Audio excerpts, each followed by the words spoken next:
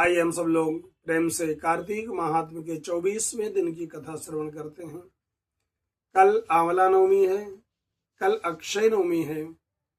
कल आंवला के जड़ की पूजन करना चाहिए, आंवले के नीचे बैठ करके प्रसाद पाना चाहिए और कल के दिन किया गया पूजा पाठ यज्ञ अनुष्ठान सब कुछ अक्षय होता है। आइए अब हम कल अपने कथा में प्रवेश करते हैं।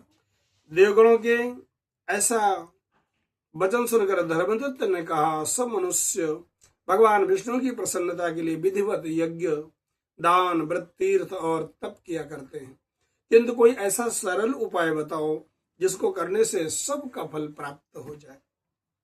तब देवगणों ने कहा, हे तुझे श्रेष्ठ, आपका प्रश्न बड़ा श्रेष्ठ है। हम आपको भगवान विष्णु को शीघ्र प्रसन्न करने के लिए उपाय बताता हूँ और इतिहास सहित प्राचीन वृत्तांत सुनाते हैं, आप सावधानी से श्रवण करें।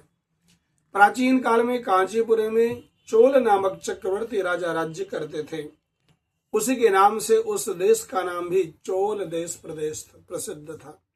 राजा चोल के राज्य में प्राणी दरिद्र दुखी पापी व कोई भी रोगी नहीं था।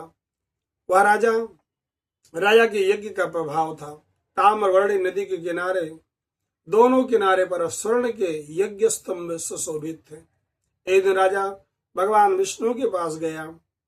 भगवान विष्णु उस समय शेष शैया पर योग निद्रा में थे। राजा ने उनकी मणियों मोतियों और स्वर्ण से दिव्य फलों और फूलों द्वारा भगवान की पूजा की। वह साष्टांग प्रणाम करके भगवान के चरणों के पास बैठ गया। थोड़ी देर के बाद राजा ने अपनी नगरी कांचीपुरी के ब्राह्मण विष्णु दत्त को वहां आते हुए देखा। विष्णुदास भगवान की पूजा के लिए तुलसी दल और हाथ में जल लेकर आए थे। विष्णुदास ने वहां आकर भगवान विष्णु सूत्र से भगवान को स्नान कराया, मंजरी और तुलसी दलों से उनका विधिवत पूजन किया। विष्णुदास के चढ़ाए हुए तुलसी दलों से राजा के चढ़ाए हुए मणि मोती और स्वर्ण ये फूल से ढक गए। यह देखकर राजा को बड़ा क्रोध हुआ और बोला, हे मूर्ख, तूने मेरी चढ़ाई हुई मणियों मोतियों और सोने के फूलों को तुलसी 10 दल व सारे फूलों से ढक दिया।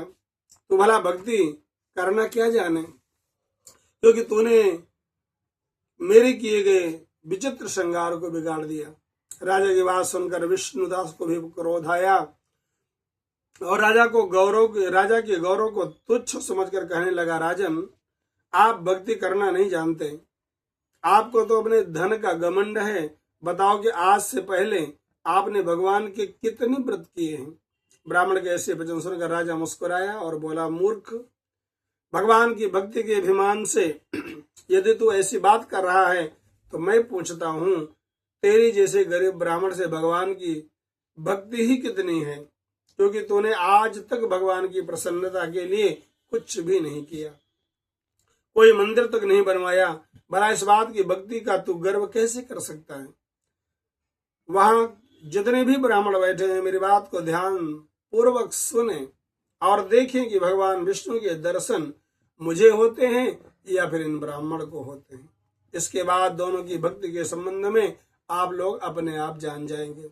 ऐसा कहकर राजा अपने महल में चला गया और वहां जाकर अपने पुरोहित मुद्गल को आचार्य बनाकर अपना यज्ञ आरंभ किया। उसने उस यज्ञ में अनेक ऋषि महर्षियों को बुलाया, उसको बहुत सा अनाज और धन आदि ब्राह्मणों को दिया। उधर विष्णुदास भी अपने मंदिर में रह करके भगवान की प्रसन्नता के लिए व्रत और पूजन करने लगा। उसने माघ तथा कार्तिक मास के व्रत किए और तुलसी के वन का पूजन किया और एकादशी को भगवान विष्णु के द्वादशाक्षर मंत्र ओम नमो भगवते वासुदेवाय का जप करता रहा। वो भगवान को प्रसन्न करने के लिए गीता गाता रहा और भगवान के सामने नृत्य करता रहा। वह नित्य प्रति व्रत करता, भूमि पर सोता और भगवान को प्रसन्न करने के लिए एकादशी के व्रत भी किए और व्रतों के नियम का पालन भी किया और उद्यापन किया। इस प्रकार राजा चोल और विष्णुदास द्वारा आराधना करते हुए बहुत दिन बीत गए। शेष कथा कल करेंगे। जय श्री कृष्ण।